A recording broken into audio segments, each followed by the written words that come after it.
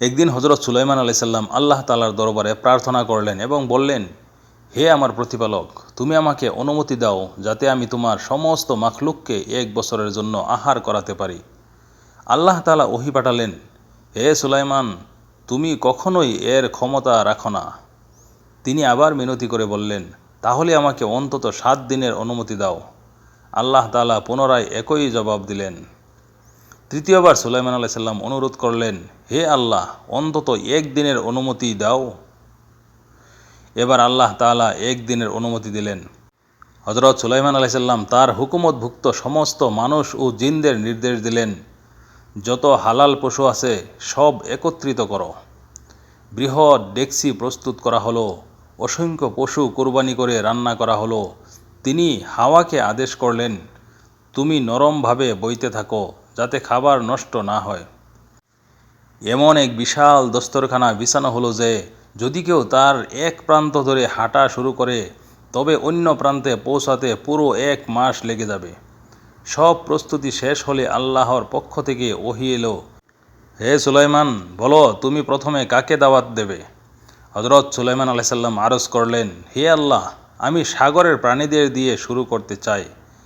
আল্লাহ তাআলা সাগরের সবচেয়ে বড় এক মাছকে হুকুম দিলেন, তুমি সুলাইমানের দাওয়াতে অংশ নাও। মাছটি মাথা তুলে বলল, হে সুলাইমান, শুনেছি তুমি আজ আমাদের দাওয়াত দিয়েছ, তাই তো? সুলাইমান আলাইহিস সালাম বললেন, হ্যাঁ, এসো এবং খাবার শুরু করো। মাছটি এগিয়ে এসে দস্তরখানার এক প্রান্ত থেকে খেতে শুরু করলো। কিছুক্ষণের মধ্যেই সে সমস্ত খাবার শেষ করে ফেলল।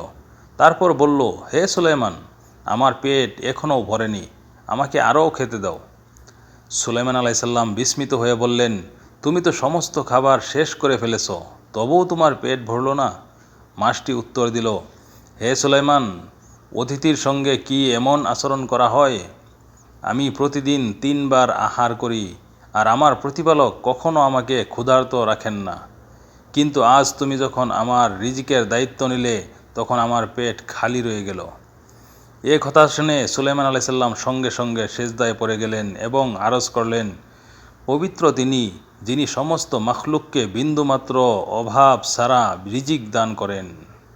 মানুষকে কখনোই মনে করা উচিত নয় যে তার খাদ্য ও পানি তার নিজের শক্তি থেকে আসে। প্রকৃত রিজিকদাতা একমাত্র আল্লাহ তাআলা। এই কাহিনীর শিক্ষা আমরা পাই, সর্বদা আল্লাহর উপর ভরসা করতে হবে এবং রিজিকের জন্য কেবল তার কাছেই দোয়া করতে হবে।